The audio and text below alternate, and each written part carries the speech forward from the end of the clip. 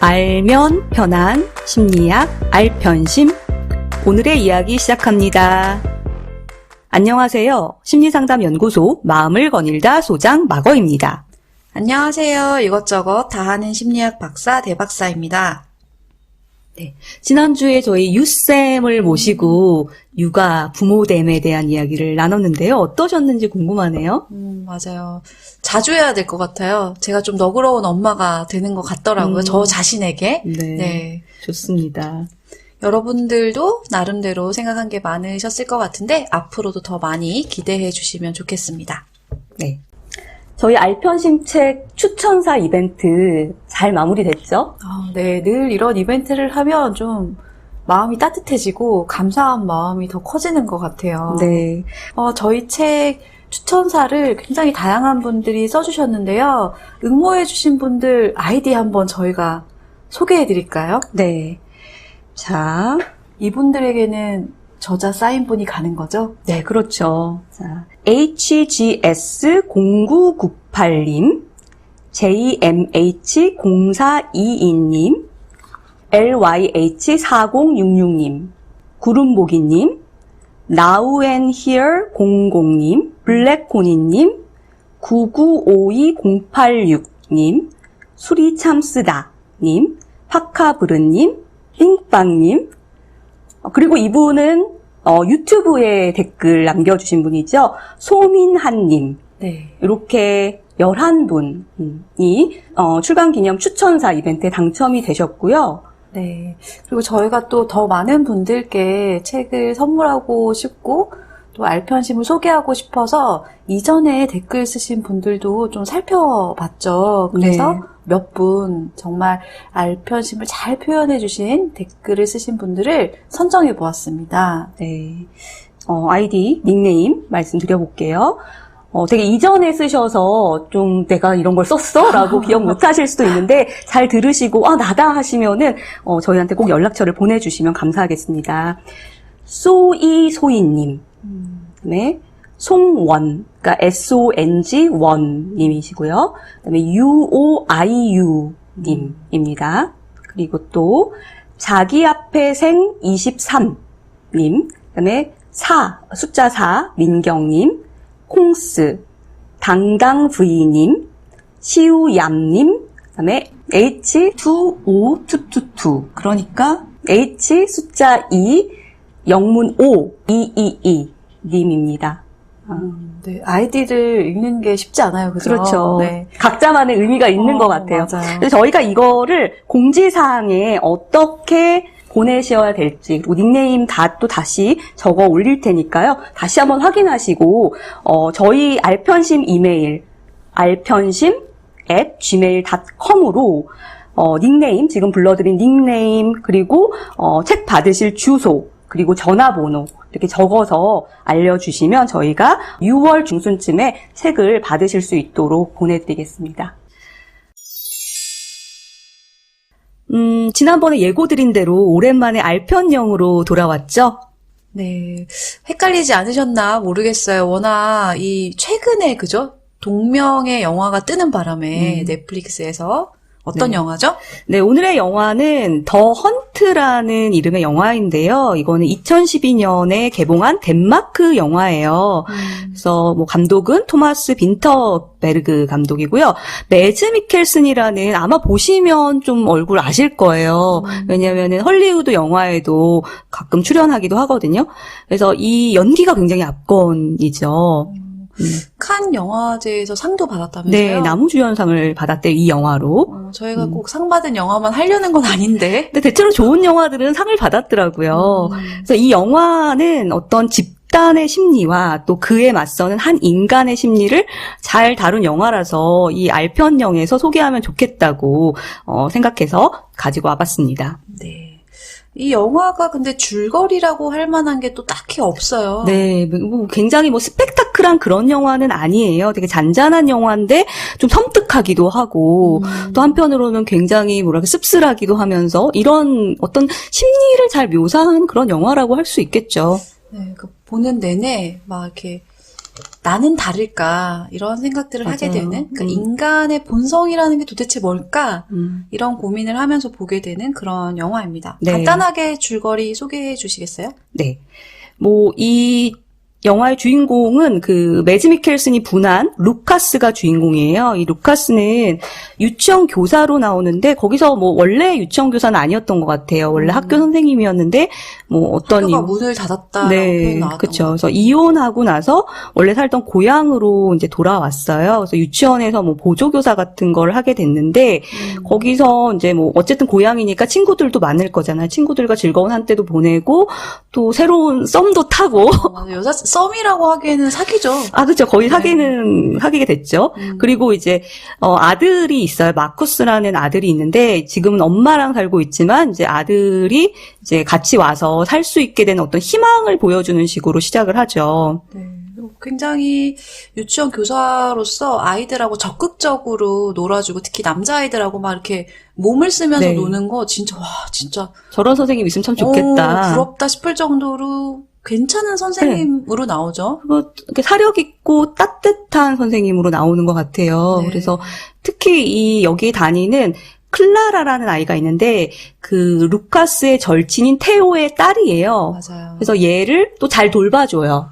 그리고 그 클라라의 부모가 되게 분주하고 좀 다혈질이고 이래서 둘이 잘 싸우고 애가 약간 방치되듯이 이러는 순간마다 세상에 루카스가 좀 이렇게 탁 나타나는 그런 그렇죠. 장면들이 그래서 유치원도 데려다주고 이렇게 친근하게 얘기도 해주고 그러다 보니 클라라가 루카스를 좀 좋아했던 것 같아요. 네, 그래가지고 하트를 만들어서 그걸 포장해가지고 그 루카스한테 주는데 그것도 주면서 또 루카스가 막 남자애들이랑 놀면서 누워있는데 갑자기 달려들어서 입에다가 뽀뽀를 하죠.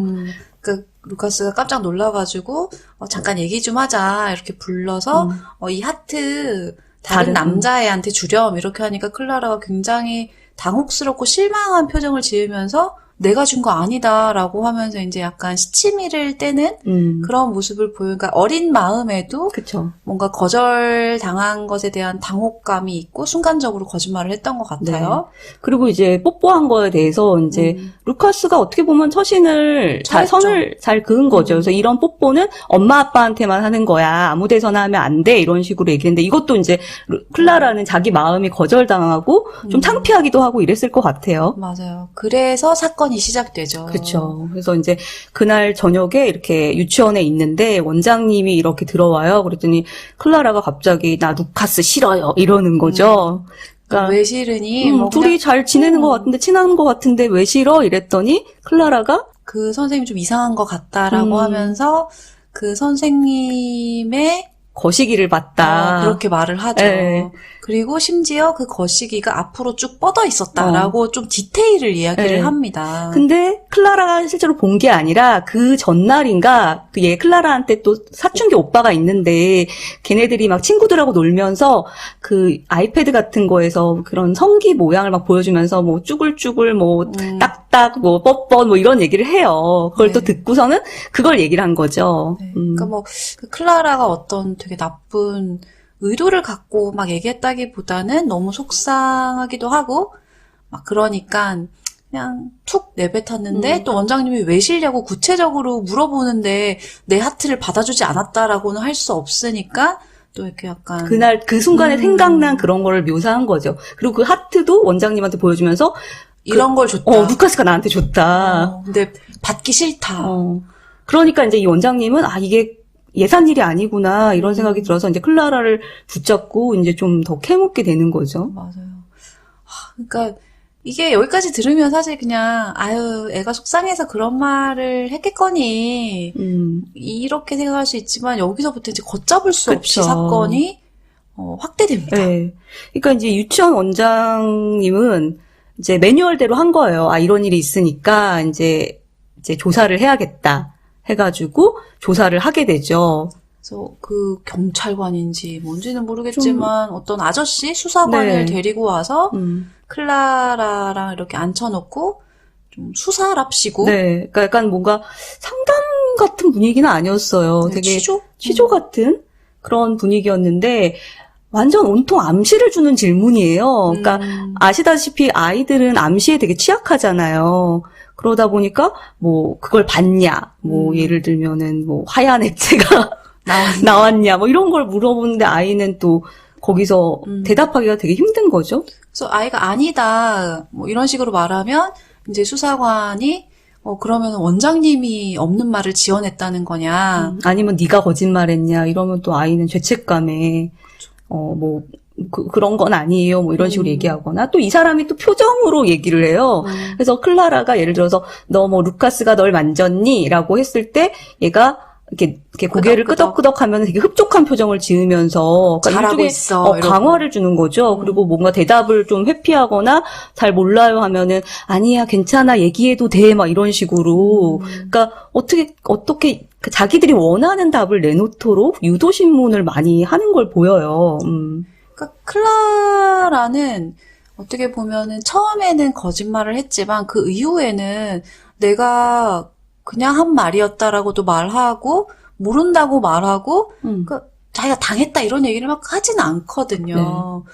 그런데 어른들이 믿기 시작하니까 그러니까 원장님이 혼자 생각할 때는 의심되는 정황이 있을 뿐이었는데 그 수사관이 등장하면서 이건 정말 심각한 사안이군요. 이렇게 돼버리니까. 아무래도 신고를 해야겠죠. 뭐 이렇게 되는 거죠. 근데 여기서 이제 원장님의 어떤 태도에서 조금 위험함이 드러나요. 예를 들면 첫 번째로는 이 클라라가 거짓말로 이렇게 루카스가 성추행을 했다 이런 식으로 몰렸을 때 유치원 원장님이 굳건하게 내뱉는 말이 있어요. 애들은 거짓말을 안 해요. 그러니까 이게 얼마나 무서운 고정관념인가를 다시 한번 생각하게 됐어요. 그러니까 애들은 거짓말을 안 하는 게 뭐가 그렇게 대단한 고정관념이냐라고 되묻는 분들 계실 수도 있지만 애들도 거짓말을 하죠. 많이 하죠. 근데 이 영화에서는 클라라가 거짓말을 할 리는 없다라는 그 순수한 믿음 때문에 루카스의 말은 다 거짓말이 돼버리는 거예요. 그렇죠. 그러니까 그 클라라의 말만 듣고 사실은 원장님은 어떻게 보면 그 기관의 장으로서 해야 할 일들을 차근차근 한 것 같이 보이지만 한 가지 아쉬웠던 거는 루카스한테도 공평하게 해명할 기회라든지 뭐 이런 것들을 주지 않았다는 게 문제였던 것 같아요. 그러니까 오히려 루카스를 피하죠. 루카스가 얘기 좀 하자. 나도 좀 할 말이 있다라고 하는데 막 피하고 일종의 균형을 잃은 것 같아요.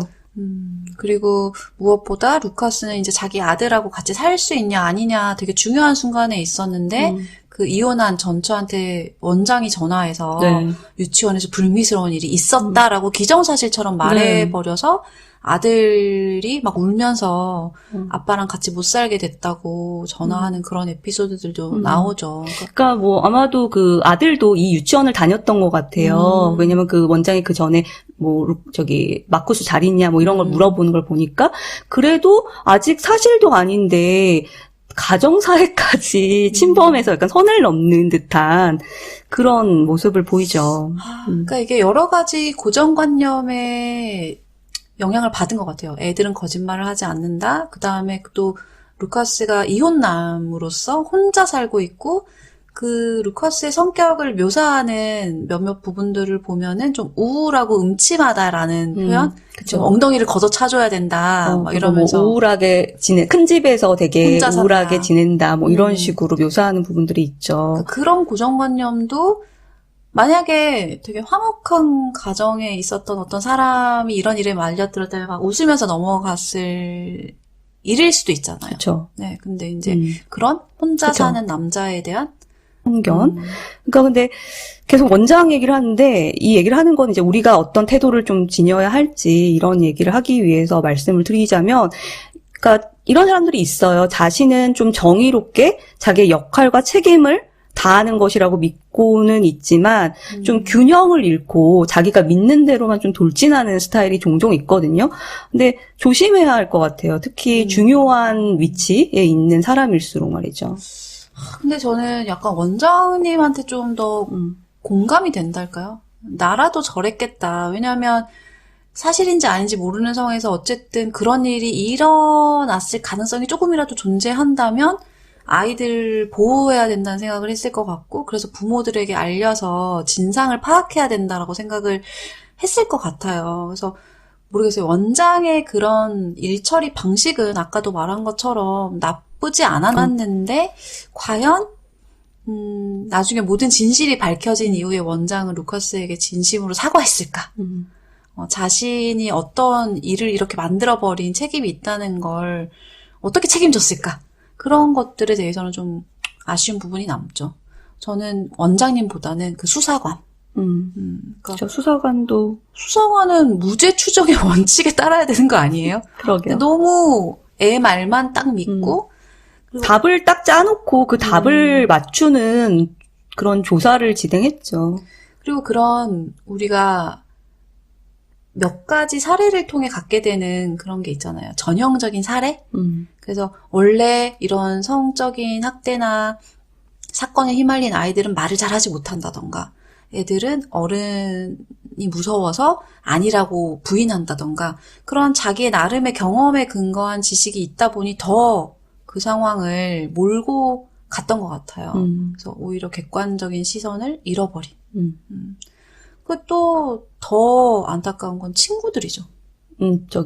루카스의 친구들. 네, 그렇죠. 그러니까 루카스를 어릴 때부터 같이 동네에서 같이 사과도 따먹고 막 그러면서 자란 친구들인데 이 사건이 일어났을 때 딱 한 명의 친구를 제외하고는 그 고정관념에 다 동조해서 맞아요. 그게 얼마나 무서운지 보여주는 거죠. 근데 저는 이제 그 루카스를 끝까지 믿어뒀던 친구 한 명, 브룬이죠, 브룬. 그 루카스의 아들 마커스의 대부라고 하는 그 브룬은 어떻게 믿게 됐을까? 그럼 다른 사람들과 뭐가 달랐을까? 이게 맞아. 좀 궁금한 포인트네요. 다 같이 친한 친구들이었는데 이 사건이 터졌을 때 다른 사람들은 막 이렇게 루카스를 때리기도 하고. 그러니까 그 클라라의 아빠인 테오가 그러는 건 좀 이해할 수 있어요. 맞아요. 자기 딸이 그렇게 당했고 믿었던 친구한테 배신을 당했다고 생각을 하면 화가 날 수 있죠. 근데 다른 친구들마저 오히려 테오보다 더 과도하게 반응을 하잖아요. 왜 그러는 거죠, 진짜? 정말 너무 궁금했어요. 저는 이제 이게 진실이고 아니고를 떠나서 딱 한 명밖에 안 믿어준다는 게 너무 슬프기도 하면서 나는 뭐 다르나? 그런 생각이 들더라고요. 그러니까 뭐가 다를까? 그러니까 그 불운의 서사가 안 나와 있기 때문에 어떤 이유로 믿어줬는지는 궁금하긴 하더라고요. 그런데 저는 이 어떤 고정관념, 그 브루는, 그 친구인 브루는 고정관념과 섣부른 판단에 빠지지 않았잖아요. 이 친구의 말이 참 진리인 것 같아요. 그러니까 결국에는 그 루카스가 무죄인 게 밝혀지잖아요. 네, 애들이 하나같이 루카스의 집에 대해서 비슷한 묘사를 했고 그런 묘사들 때문에 더 루카스가 유죄라고 사람들이 믿게 되었는데 알고 보니 아이들은 루카스 집의 지하실을 막 묘사했던 거예요. 지하실에서 소파. 뭘 했다 뭐 이런 식으로. 뭐 벽지의 색깔 이런 것들 애들이 일관되게 서술했는데 한두 명이 아닌 여러 명이 알고 보니 루카스 집에는 아예 지하실이 없었죠. 그것 때문에 무죄를 받을 수 있었던 거죠. 근데 요거를 이제 브룬이 그 루카스의 아들인 마커스한테 얘기를 해줘요. 그래서 약간 그 친척들이 모인 자리에서 그래서 아마도 내일 법정에서 무죄가 날 수도 있어라고 이제 얘기를 하면서 하는 말이 있는데 이게 아마 감독이 이 친구 브룬의 말을 빌려서 자기가 하고 싶었던 메시지를 전달한 것 같아요. 뭐라고 얘기하냐면요. 아이들은 없는 걸 있는 것처럼 묘사하는 능력이 뛰어나.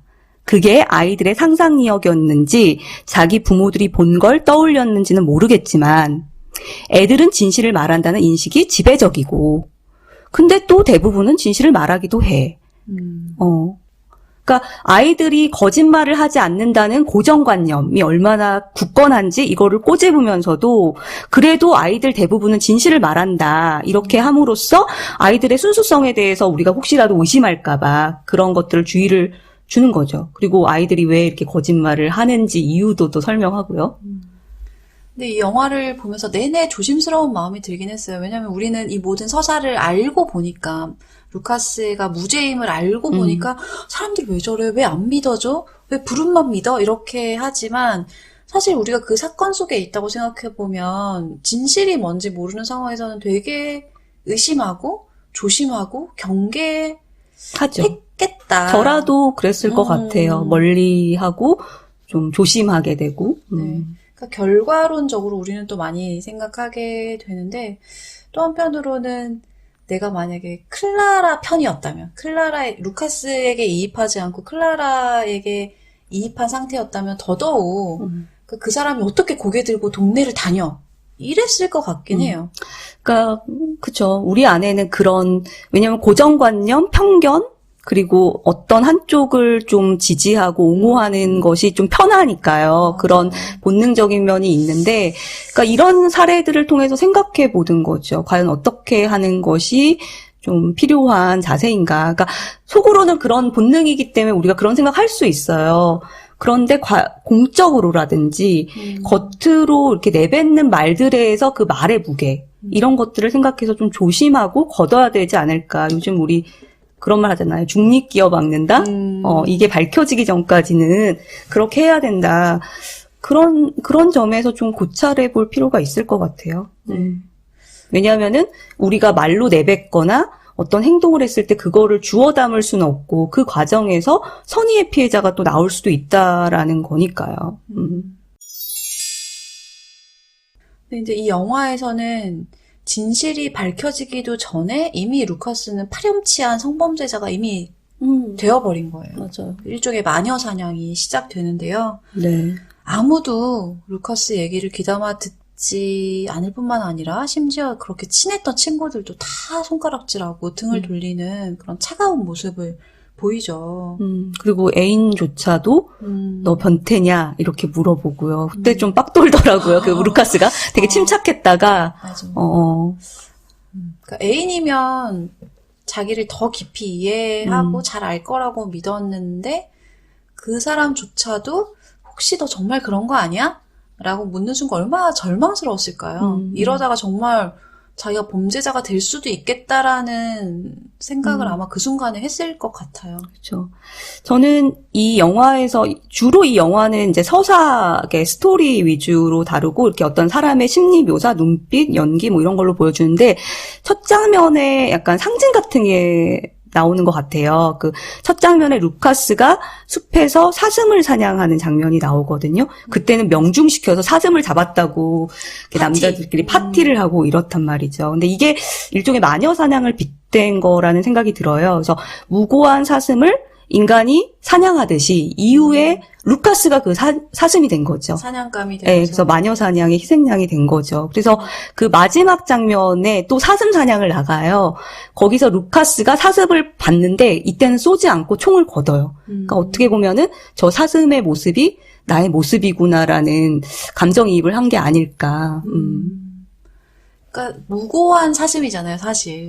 걔가 뭘 잘못했어? 아무 죄도 없이 그냥 들판에 뛰놀던 사슴을 아무런 죄책감 없이 쏠 수 있는 인간의 본성에 대한 표현인 것 같아요. 우리가 이렇게 나이스한 모습으로 서로 막 되게 우애 있는 듯, 되게 막 이렇게 좋아하는 듯 서로 예의를 차리며 살지만 사실 우리의 본성은 그렇게 아무렇지 않게 총을 겨누는 그런 모습을 누구나 갖고 있다라는 표현이 아니었을까 싶습니다. 특히 저는 이 첫 장면에서도 그게 나오잖아요. 그 친구들이 되게 추운, 이때가 11월로 나오나요? 네. 되게 추운데 강물에 빨가벗고 뛰어드는 놀이, 내기를 하는 다 큰 어른들이 되게 친한 사람들이에요. 그래서 한 친구가 강물에 뛰어들었는데 호기롭게 뛰어들었지만 경직돼가지고 나 큰일 났어 막 이렇게 하는데 그 순간 뛰어든 사람이 루카스였거든요. 그리고 그 장면을 모든 동네 사람들이 다 봤어요. 네. 그러면 친구들뿐만 아니라 동네 사람들이 다 루카스가 얼마나 선의가 있는 사람인지 그 캐릭터를 알잖아요. 네. 그런 사람들조차 다 손가락질하고 슈퍼마켓에서 물건도 못 사게 하는 그런 태도로 확 돌변하는 게 차갑다, 인간. 그러게요. 뭐 하나만 나오면, 흠집 하나만 나오면은 다 물고 뜰 준비가 되어 있느냐. 그러니까요. 우리가 그 사슴 사냥감이 되지 말라는 법은 없는데 그쵸, 말이에요. 누구나 될 수 있죠. 그리고 이게 이제 마녀사냥을 다루기도 했지만 또 마지막이 참 안타까워요. 왜냐면은 루카스가 무고하다는 게 밝혀져서 이제 무죄라는 게 입증되었음에도 불구하고 이 한 번 찍힌 낙인은 평생 그를 괴롭힐 거라는 그런 암시를 주죠. 맞아요. 그러니까 법원에서 무죄를 받은 게 더 이상 사람들한테 의미가 없는 거예요. 그냥 이 사람은 그런 파렴치한 나쁜 아이들을 대상으로 그런 짓을 하는 나쁜 사람인데 운 좋게 처벌을 피했다고 믿는 것 같아요. 믿는 사람들도 있다는 네. 거죠. 그래서 이 루카스가 너무 아끼던 반려견 페니를 누군가가 죽이죠. 그리고 검은 봉지에 싸서 던져놓고 가죠. 그리고 막 집에 돌 던지고. 그리고 슈퍼마켓 갔더니 고기 좀 사려고 했더니 너한테는 안 판다 그러고 물건도 때리고. 못 사게 하고 때리고 되게 잔인한 폭력을 행사하죠. 그리고 이 낙인 효과가 자기 아들에게까지 또 대물림 된다고 할까요? 네. 그래서 이제 아들이, 그러니까 무죄 판결을 받기 전이긴 하지만 아들이 슈퍼마켓 갔을 때 너랑 네 아버지는 여기 출입 금지다. 애들이 뭘 잘못했길래? 그러니까요. 그죠? 그러니까 이 부분에서 우리가 또 생각해 보게 돼요. 그러니까 어떤 우리가 흔히 범죄자의 가족까지도 무슨 연좌제처럼 그 사람을 비난하고 막 손가락질하고 이러는 경우들이 종종 있잖아요.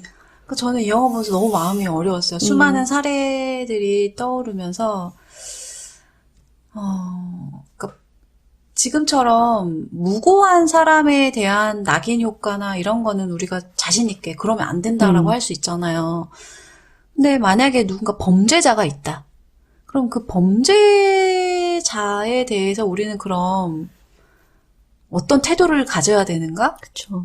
그러니까 우리가 지금 저희가 이렇게 알편심 하면서는 뭐 우리의 이런 인간의 본성에 대해 생각해보고 막 균형 잡힌 이런 걸 하지만 저조차도 좀 만약에 주변에 성범죄 이런 거 왜 고지서 날라오잖아요. 이렇게 정보 공개 그러면 엄청 막 어떻게 이러고 다녀? 어떻게 살아? 막 이런 분노하는 마음이 드는데 그건 과연 옳은가? 그러니까 분노하는 마음이 들 수 있죠. 그리고 무섭고 나와 우리 가족을 보호해야 된다는 어떤 보호 심리 때문에 경계하고 뭐 이럴 수는 있을 것 같아요. 그거를 뭐라고 할 수는 없을 것 같아요.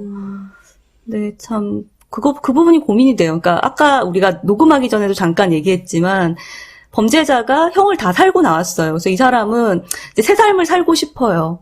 그래서 갱생의 마음으로 뭐 직장을 구하려고 하는데 뭐 범죄자라고 직장 취업도 안 되고 뭐 가족들도 넌 범죄자의 아들이야 이러면서 막 이렇게 린치를 당한다든지 뭐 이런 경우도 있고 그럴 때 이건 도대체 어떻게 해야 되나. 네. 또 생각해보면 왜 국가유공자도 자기가 공을 세운 게 아닌데 내 조상이 세운 공으로 혜택을 보는 경우들이 있잖아요. 근데 그렇게 따지면 그러네요. 그것도 그러네요. 그렇죠? 내가 지은 죄는 아니지만 그러니까 왜 혜택은 이어받아도 되고 그러면 처벌은 이어받으면 안 되냐. 그러니까 되게 복잡하고 어느 한쪽에 힘을 실어줄 수 없는 여러 가지 생각들이 들더라고요. 근데 늘 우리가 알편심에서 강조하듯이 답을 줄 수는 없지만 적어도 고민해보고 나의 태도를 좀 선명하게 결정해보고 이런 노력은 필요하겠다. 그러니까 그렇죠. 그 태도나 행동을 결정할 때 이것이 미치는 여파를 생각해 보자는 거죠. 그러니까 누군가는 선의의 피해자가 될 수도 있고 또 누군가에게는 굉장히 큰 상처가 될 수도 있고 내 말 한마디, 그러니까 그 무심코 던진 돌에 개구리는 죽는다고. 네. 그러니까 그런 걸 생각해 보는 게 필요하다는 거지. 저희도 사실은 맞아요. 답이 없어요. 그렇죠? 늘 수많은 고정관념과 편견 속에서 우르르 하는 사람들 중에 한 명일 뿐이죠. 네. 그런데 이제 이 루카스가 참 내내 침착해요. 저 같으면 대단해요. 그런 상황에서 막 그러니까 루카스가 어떻게 보면 좀 답답하기도 해요. 너무 자기 주장을 이렇게 못 하고 있다고나 할까? 그러니까 루카스는 어떻게 보면 믿지 않았을까요? 나는 결백하고 이 동네 사람들이 나를 모르는 것도 아니고 내가 어떻게 그런 짓을 했다고 사람들이 생각이나 하겠어 이런 순진한 마음으로 아마 그랬을 좀 것 같아요. 자기의 무고를 입증하면 된다 이렇게 생각을 했던 것 같아요. 그런데 이렇게 침착하게 참던 루카스도 폭발하는 때가 오죠. 그러니까 아까 말씀드렸다시피 그 슈퍼마켓에 가서 막 집단 린치를 당하고 그날이 아마 성탄절 이브였던 것 같아요. 그래서 이제 막 얼굴을 씻고 옷을 이렇게 정장으로 갈아입는데 저 사람 어디 가려고 그러지? 약간 조마조마하죠. 조마조마했는데 교회 예배에 이제 간 거예요. 근데 사람들이 슬슬 피하죠. 루카스 쟤 왜 왔어? 왜 왔어? 막 이러고. 근데 이제 혼자 그 자리에 앉아가지고 그때 막 감정이 북받쳐 오른 것 같아요. 또 마침 또 아이들의 유치원. 그런 성탄송 이런 걸 하고 이제 하게 되니까 이제 감정이 확 북받쳐 오르면서 막 눈물을 막 흘리고 그리고 계속 뒤에 있는 뒤쪽에 앉아 있는 그 테오, 클라라의 아빠인 테오를 막 이렇게 눈빛을 쏘죠. 그리고는 결국 가가지고 뭘 더 말해보라고 막 이러면서 싸우고 나오는 그쵸. 그런 내 눈을 보라고. 내 눈을 봐. 그러니까 이렇게 내가 결백한데 너 못 믿겠어 하면서 내 눈을 보라고 하면서 약간 이렇게 주먹질을 하기도 하고. 근데 태호는 그때 알아차린 거예요. 정말 결백하다. 제 눈빛을 보니까 쟤는 결백하구나. 그때 안 거죠. 근데 그 성탄절 예배를 드리러 가는 루카스의 심정이 너무 와닿는 거예요. 그러니까 그렇게 맞기도 하고 얼마나 두렵겠어요, 자기가. 네. 그런데 그 순간에 만약에 집에 있기 시작하면은 또 자기가 그런 짓을 한 사람이라는 것을 인정하는 꼴처럼 보일까봐 그렇죠. 더더욱 그냥 나는 결백하다. 그래서 그런 자신의 삶을 그대로 유지하려고 되게 애쓰는 모습. 애쓰면서 간 거죠. 네, 용기 있는 행동일 수도 있죠. 어떻게 보면 그런 일을 계속 당하면 자기를 가둘 수도 있는데 그래도 계속 시도를 하는 거죠. 또 인간의 잔인함과 그 이율배반적인 모습이 그 예배 장면에서 나온 것 같아요. 사실 성탄절 예배라는 것은 무고한 예수님이 인간을 위해서 이 땅에 태어난 날이잖아요. 그런 날을 기뻐하는 날이고 우리 모두가 죄인임을 인정하는 날이란 말이에요. 그 종교적으로 봤을 그쵸. 때. 그 예배에 모인 사람들은 자기도 죄인인데 그 루카스를 미워하고 이렇게 막 피하고 더러운 사람 취급할 자격이 없는 사람들인데 다들 막 자기는 그쵸. 깨끗한 것처럼 그렇죠. 그런단 말이죠. 그런 인간의 본성을 그 예배 장면에서 확 맞아요. 그러니까 보여주는 약간 것 절정에 같아요. 달한 거죠. 네. 그러니까 그게 얼마나 처절했을까. 그렇죠. 그리고 뭔가 무력하기도 하고 사람들이 막 수근수근 귓속말을 하고 그러니까 그래서 그 눈빛 연기가 그 포스터에도 그게 나오잖아요. 이렇게 뒤를 쳐다보는 그 눈빛. 되게 그래도- 사슴 같은 눈빛이었어요. 슬픈 사슴의 눈빛. 그래도 다행인 것은 그 테오가 그 예배 때 일어난 사건을 계기로 루카스의 진심을 알게 되고 한밤중에 음식을 싸서 찾아가서 차려주고. 네, 좀 대화를 시도하죠. 근데 그 장면도 저는 되게 인상적이었던 게 한밤중에 그 집을 드나들 수 있는 관계라는 거잖아요. 그쵸. 잠긴 문을 열쇠를 태호가 갖고 있어요, 원래도. 그러니까요. 그러니까 그렇게 친밀한 사이에서조차 우리가 서로를 믿지 못하는 걸 또 보여주는 또 한 그쵸. 장면이었다고 생각되는데 어쨌든 그 두 사람은 화해를 합니다. 그쵸. 그래서, 그리고 1년의 시간이 흐르죠. 네, 그래서 1년의 시간이 흐른 후에 그 아들 마쿠스, 여기는 이제 풍습이 그런가 봐요. 애가 성인이 되면 사냥 허가증을 발급해 주나 봐요. 그리고 그거를 일종의 성인식처럼 축하해 주는 자리가 있는데 거기서 이제 사람들이 모여들고 또 루카스는 사람들 사이에서 같이 밥도 먹고 또 옆에 애인도 다시 있고 이러면서 마커스 엄마 아니었을까요? 아니에요. 그 아니에요? 애인이었어요. 처음에 아. 그 관계를 맺던 그 애인이에요. 그래요? 다시 돌아왔어요? 네. 저는 그래서 엄마가 애인이랑 닮았네. 닮은 사람 좋아하는 거야? 막 이랬거든요. 아니, 그 애인 맞습니다. 그랬군요. 네. 제가 2번을 봤는데도. 그래서 이제 그랬군요. 굉장히 즐거운 축제 분위기가 됐어요. 그리고 뭐 같이 이제 즐거운 한때를 보냈는데, 그리고 나서 이제 사냥을 나가죠. 근데 그때 이제 뒤에서, 그러니까 루카스가 그 사슴을 보고 이번엔 쏘지 않고, 그런데 그 뒤에서 누군가가 루카스한테 총을 쏘죠. 그 사람의 실루엣이 딱 보이고, 네. 그 루카스의 되게 망연자실한 그쵸. 표정? 왜냐하면 방금 전까지만 해도, 전날까지만 해도 서로 아들의 성인됨을 축하하고, 동네 사람들이 다 모여가지고, 그쵸. 이제는 앙금 같은 게 하나도 남아있지 않는 것처럼 파티였단 말이에요. 그런데 음, 여전히 끝나지 않는구나. 이 이런. 낙인이 사라지지 않을 것임을 예상하게 해주는. 그렇죠. 그럼에도 불구하고 우리 루카스 씨는 또 훌륭하지 않나요? 그러니까요. 저는 그 루카스가 굉장히 사리분별력 있고 침착하고 굉장히 따뜻한 사람인 것 같아요. 그러니까 막 되게 드러내진 않지만 츤데레 같은 스타일이기도 하고. 그러니까 두 번의 장면에서 그런 걸 느꼈는데 이제 의심을 받고 있었을 때 클라라가 중간에 찾아와요. 그래서 클라라가 그 집 개인 페니를 되게 좋아하거든요. 그래서 페니 보러 온 것 같기도 하고 루카스 보러 온 것 같기도 해요. 이 사람은 좀 미안하기도 하고 이러니까. 그래서 와가지고 이제 페니랑 놀면 안 돼요 하는데 루카스가 그때 완전 의심을 받고 있으니까 어떻게 보면 얘 때문에 일어난 일이니까 화가 날 법도 한데 굉장히 침착하게 뭐, 너 여기 온 거 엄마는 알고 있니? 뭐 이런 거 물어보고, 오늘은 안 돼. 뭐 이러면서 다음에 엄마한테 허락받고 와. 그때 팬이랑 놀게 해줄게. 뭐 이런 식으로 얘기를 하는데, 되게 사람이 침착하고 매너 있고 이 상황에서도 이 아이를 죄인 취급하지 않는 이런 모습이 참, 뭐랄까, 균형 잡힌 사람이라는 생각이 들었어요. 근데 그런 게 인생의 아이러니 아닐까요? 그러니까 정말 고정관념이나 편견이나 아니면 적대감이나 이런 걸 가질 만한 상황에서도 가지지 않는 루카스가 그 모든 것들의 희생양이 된다는 게 그러니까 나쁜 사람이 벌 받아야 되는데 그렇지 않은 사람에게 이런 일이 생긴다는 게 참 인생의 단면? 그리고 또 마지막에 그 성년식 파티에서도 또 그런 성숙한 모습을 보여주죠. 그래서 그때도 클라라가 참 걔는 참 어떻게 보면 되게 얄미워요. 그러니까 그날도 이제 루카스가 혼자 이렇게 있는데 클라라가 이렇게 머뭇머뭇하면서 가만히 서 있어요. 왜냐면 클라라는 이렇게 선을 밟지 못하는 아이.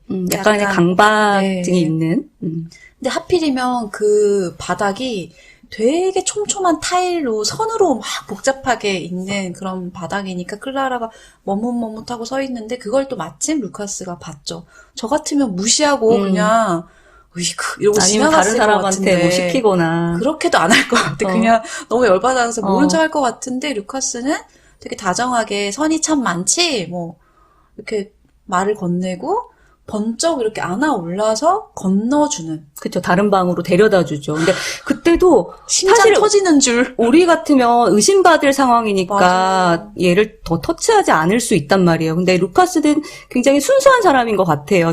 그리고 자기가 결백하다는 거에 대한 믿음이 있기 때문에 이 아이한테 아이를 안아 올리는 행동이 다른 사람 눈에 어떻게 비춰질지를 고려하지 않고 그냥 이 아이만 바라본 거예요. 아이한테 도움이 되는 행동을 하고 싶다.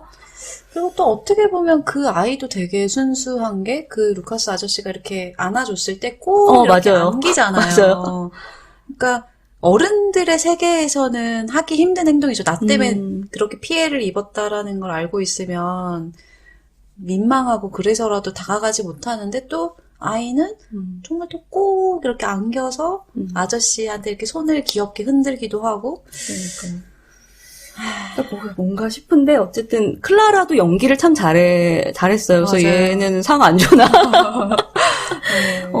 그런데 그러니까 이 루카스가 굉장히 괜찮은 사람이에요. 바르고 따뜻한 사람이긴 한데 약간 이제 교정해주고 싶은 면이 하나 있었어요. 그러니까 초반에 클라라가 이제 하트를 주고 이렇게 뽀뽀를 했을 때 그 행동, 그 거절하고 훈육한 행동은 너무너무 잘한 처사이긴 하지만 조금 디테일해서 좀 아쉬웠다고나 할까? 그러니까 얘가 마음을 이렇게 표현한 거잖아요. 그랬으면은 그 마음은 받아줄 수 있잖아요. 아이고, 뭐 고마워. 이런 거를 뭐 주니까 뭐 기쁘네. 뭐 이렇게 하고서는 그 다음에 가르쳐주고. 그래도 이런 거는 뭐 뽀뽀는 부모님한테만 하는 거야. 밖에서 아무한테나 하면 안 돼. 뭐 이런 식으로 가르쳐 줄 수도 있는데 요 전 단계, 그 마음을 받아주는 단계를 생략해 버리는 바람에 뭐 클라라가 약간 상처를 받고 그런 일이 그러니까 뭐 그러지 않아도 일이 일어났겠지만 어쨌든 그게 조금 아쉬웠어요. 그러니까 이런 일이 일어났을 때, 그러니까 성인한테 이제 아이들이 그런 어떤 순수한 애정 표현을 하는 거죠. 그랬을 때 조금 더 그 아이의 마음을 받아주면서도 이렇게 철저하게 제대로 따끔하게 훈육하는 요 두 가지가 다 되면 좋지 않을까. 소소한 팁으로. 네. 저는 이 영화가 그 스위스 치즈 모델이라고 들어보셨어요? 아니요. 그러니까 이게 이제 사고 관련된 거 어떤 교통사고든 뭐 되게 큰 사고가 일어났을 때 그 원인을 조사해 보면요. 그 스위스 치즈가 왜 그 톰과 구멍. 젤이 나오는 그 구멍 송송 뚫린 그런 치즈거든요. 그걸 에멘탈 치즈라고 하나요? 아, 그래요? 그건 잘 모르겠어. 그래서 그 치즈가 여러 장이 이렇게 탁탁탁 있으면 사실 그 구멍이 하나로 관통하기 어렵잖아요. 그 랜덤으로 구멍이 뚫린 거니까 촥 꿰어지기가 어려운데 사고가 일어난 상황을 조사해 보면 한 명이 우연히 이렇게 하고 또 그 우연히 한 어떤 일을 누군가가 발견을 못하고 이런 작은 구멍들, 치즈에 난 것 같은 작은 구멍들이 어쩌다가 진짜 하나로 관통을 해버리는 사건이 바로 사고가 된다는 거예요. 그래서 저는 이 루카스의 사고가 그랬던 것 같아요. 그쵸. 그냥 우연히 넘어갈 수도 던진 있는 한마디, 건데. 원장의 예민함, 그 조사관의 의심, 그 동네 사람들의 왜인지는 모르겠지만 동조, 이런 모든 것들이 구멍이 갑자기 그냥 확 깨어져 버린 거죠. 그래서 물론 루카스가 좀 더 멋지게 섬세하게 대처했으면 달라졌을 수도 있지만 또 아닐 수도 있는 거예요. 그렇죠. 우연이니까 이런 것들은. 그래서 참 인생이 알 수 없는 그런 우연의 꿰어짐으로 일이 벌어진다라는 생각이 들면서 저는 이제 루카스가 후반부에 클라라를 이렇게 선을 못 건너는 클라라를 처음부터 벌떡 이렇게 안아주진 않잖아요. 자기도 이렇게 약간 복잡 미묘한 감정을 느끼는 듯이 가만히 바라보다가 이렇게 힘들지 이렇게 말을 건네잖아요. 저는 그 순간 아마 루카스도 그래 이게 어떻게 너만의 잘못이겠니. 그냥 인생이 그런 걸. 그 누구의 잘못도 아닌 것을 이런 깨달음? 그러니까요. 받아들임? 그러니까 루카스는 그렇게 깨닫고 받아들이고 순수하게 행동을 하는데 참 그 낙인이 계속될 거라는 걸 생각하면 마음이 이렇게 답답해져 오더라고요. 네, 맞아요. 네, 저희가 좀 전에도 얘기했지만 우리도 그런 수많은 낙인을 이미 하고 있죠. 찍으면서 살잖아요. 맞아요. 네. 그래서 우리 모두가 한 인간일 뿐이고 우리가 누구가 더 선하고 선하지 않은 사람이 없고 근데 또 이게 집단이 되면 그 힘이 너무 강력해지고 네. 그런 것들 다 그죠. 그러니까 그런 집단의 힘? 그런 편견, 고정관념의 폐해가 되게 내가 던지는 말이나 눈빛은 되게 한 번에 사소한 것일지라도 그게 모이면 굉장히 큰 힘이 되고 누군가에게는 되돌릴 수 없는 상처가 될 수 있다라는 것을 기억하면 좀 내가 어떤 행동을 할 때 한 번 더 생각하고 조심할 수는 있겠죠. 들으시는 청취자분들도 이 영화를 통해서 각자 여러 가지 생각들이 떠오르실 수 있을 것 같아요. 그리고 그래서 이 영화를 추천하고 싶어요. 오랜만에 영화 이야기로 만났는데요. 저희도 좀 오랜만에 하는 경험이라서 즐거웠던 것 같아요. 맞아요. 결국은 사람 사는 얘기라, 그죠? 다 심리학적인 요소들이 있는 것 같고, 또 영화나 챙기게 할 때 또 신나는 것 같아요. 네, 좀 가볍죠. 저희가 너무 막 전문가적 태도를 지니지 않고 그냥 이렇게 문화 얘기하는 거니까요. 그래서 알편형뿐만 아니라 알편책으로도 저희 또 조만간 찾아뵐 테니까요. 기대해 다음 주시고요. 알편 책은 저희 책 해야 되는 거 아니에요? 그렇네요. 네. 그것도 한번 기획해 보도록 하죠. 다음 주에도 알찬 이야기로 찾아뵐게요. 모두 건강하시고 즐거운 한 주 보내세요.